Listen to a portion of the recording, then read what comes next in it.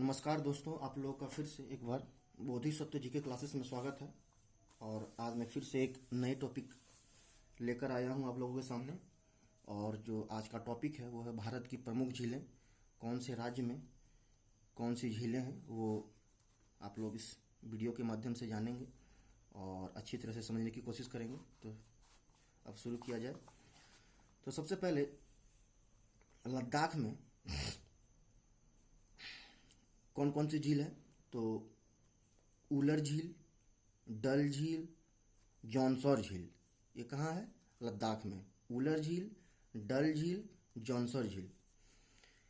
और हिमाचल प्रदेश में, उसके बाद हिमाचल प्रदेश में कौन सी झील होगी?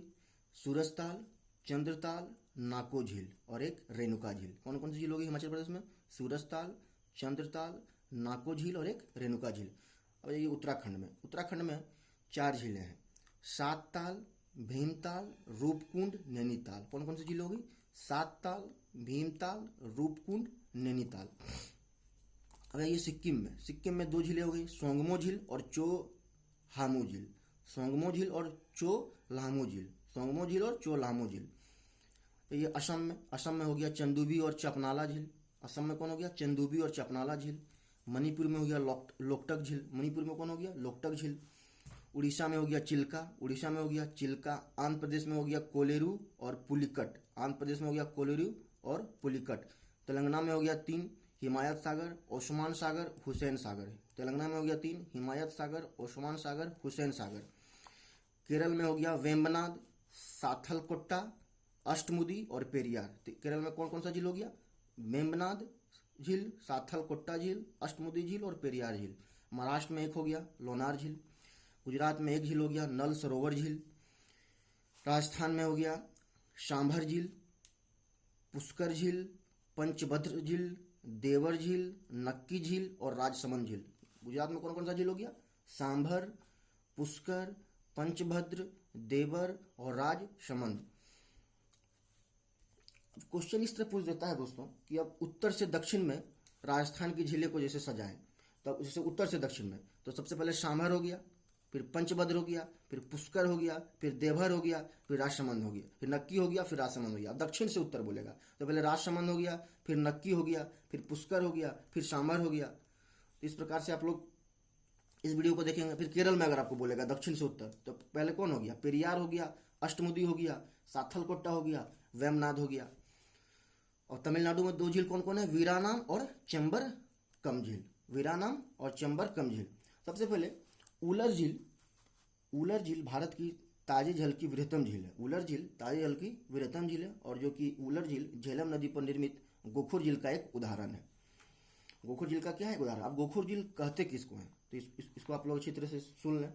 तो मैदानी क्षेत्रों में नदी की धारा जो प्रवाहित होती है और विसर्प का निर्माण जो होता है, मैदानी क्षेत्र में नदी में जो नदी की धारा जो प्रवाहित होती है और विसर्पों का जो निर्माण होता है और विसर्प ऐसा आकार का होता है और यही नदी विसर्प को छोड़कर सीधा रास्ता पकड़ लेती है। जो ये नदी का धारा रहता है विसर्प को छोड़ देता है और एक सीधा रास्ता तय करने लगती है और यही नदी का अपशिष्ट भाग गोखुर झील कहलाता है।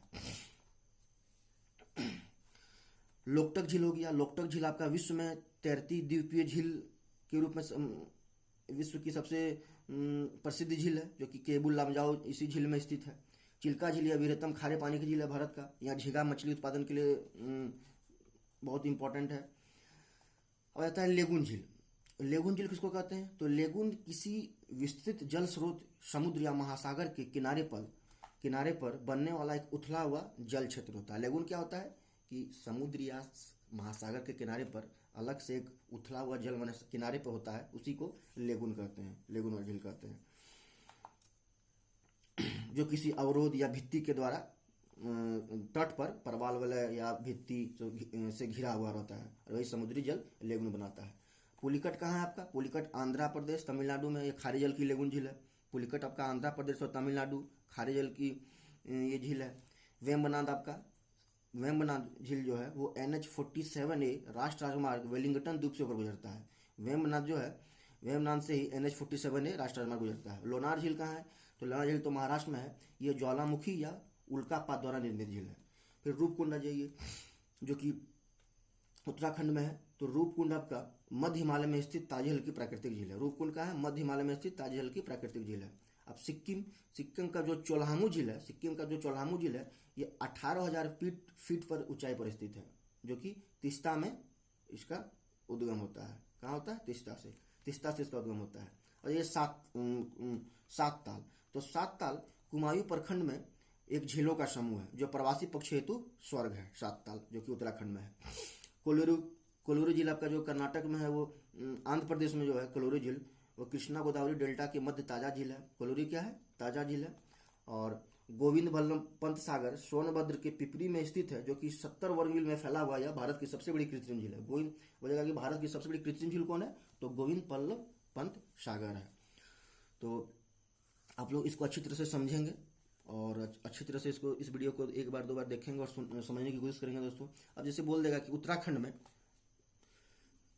उत्तराखंड में दक्षिण से उत्तर झीलों को सजाएं, तो सबसे पहले कौन हो गया? नैनीताल हो गया, फिर रूपकुंड हो गया, फिर भीमताल हो गया, फिर सात ताल हो गया। अगर वही उत्तर से बोलेगा तो फिर उसको सात ताल हो गया, भीमताल हो गया, रूपकुंड हो गया, नैनीताल हो गया, इस प्रकार का क्वेश्चन पूछा जाता है। हिमाचल प्रदेश में बोलेगा कि उत्तर से दक्षिण झील सजाएं, तो पहले सूरज ताल हो गया, फिर चंद्रताल हो गया, फिर नाको झील हो गया। तो इस वीडियो को आप लोग अच्छी तरह से समझने की कोशिश करेंगे दोस्तों, और इस वीडियो को आप लोग एक बार दो बार देखेंगे। और धन्यवाद दोस्तों। जय हिंद, जय भारत।